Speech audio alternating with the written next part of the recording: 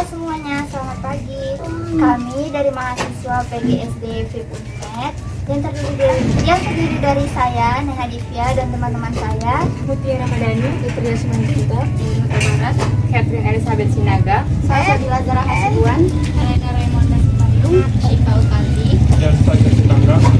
Di sini kami sedang melakukan observasi bersama adik Rasya Pratama, anak dari Ibu Putri. Sekian perkenalan dari kami. Terima kasih. Jadi gini Bu, kami dari mahasiswa UNED, kami ada tugas mata kuliah perkembangan peserta didik. Jadi kami ingin mengetahui lebih lanjut tentang tugas perkembangan dari anak yang nggak sampai misalnya nih kan kayak adik ini udah berapa umurnya Bu? 7 tahun ya, Kak? Nah, 7 tahun tapi belum bisa berjalan. Artinya seharusnya kan sudah bisa, tapi tidak sesuai dengan keadaannya. Jadi kami ingin mengetahui lebih lanjut apa yang menyebabkan si adik ini mengalami perkembangan yang demikian. Kilas keseharian Rasya. Rasya adalah anak usia 7 tahun yang masih belum bisa berjalan. Rasya lahir secara prematur di usia kandungan tertunda 6 bulan.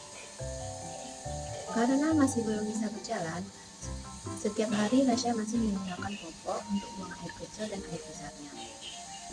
Untuk mempermudah kesehariannya, Rasya menggunakan kursi roda untuk berpindah tempat ataupun berjalan-jalan di sekitar rumahnya. Setiap pagi dan sore, Rasya akan selalu dimandikan oleh ibunya.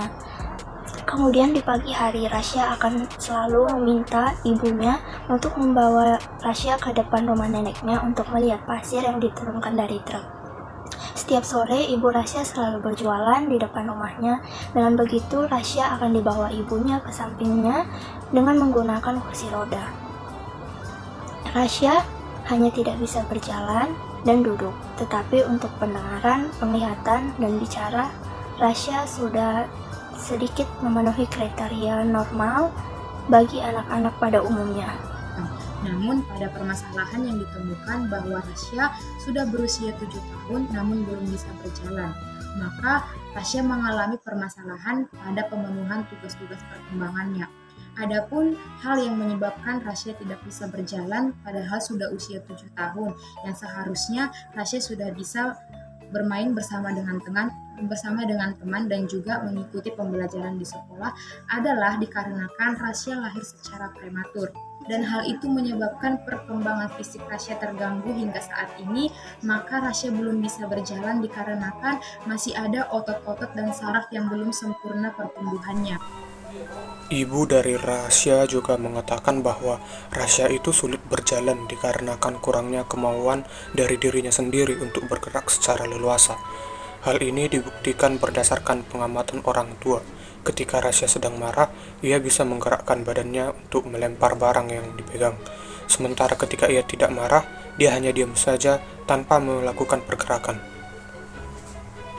Yang ketiga, solusi yang kami tawarkan untuk mengatasi masalah ini yaitu dikarenakan Ibu Rasya mengatakan bahwa sudah 1 tahun tidak membawa Rasya ke dokter dan hanya dirawat di rumah. Maka disarankan supaya orang tua mengantarkan anak kembali rutin menemui dokter spesialis anak dan lebih baik jika mencari dokter yang khusus menangani gangguan perkembangan anak. Bawa pergi anak untuk terapi, baik di rumah sakit maupun terapi tradisional. Salah satu solusi untuk meningkatkan imun Rasya yaitu rutin berjemur setiap hari. Seperti yang kita ketahui, jika seseorang yang rutin berjemur setiap hari, maka tulangnya akan semakin kuat. Seperti itu juga dengan Rasya. Jika Rasya rutin berjemur setiap hari, maka lambat laun tulangnya akan semakin kuat dan dia bisa berdiri dan berlari secara normal seperti anak pada umumnya. Terima kasih.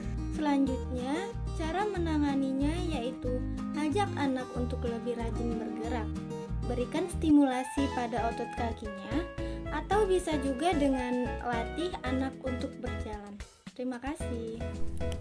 Sebaiknya orang tua harus rajin memantau perkembangan dan pertumbuhan anak selama di rumah dan memenuhi vitamin yang dapat meningkatkan pertumbuhan dan perkembangan anak.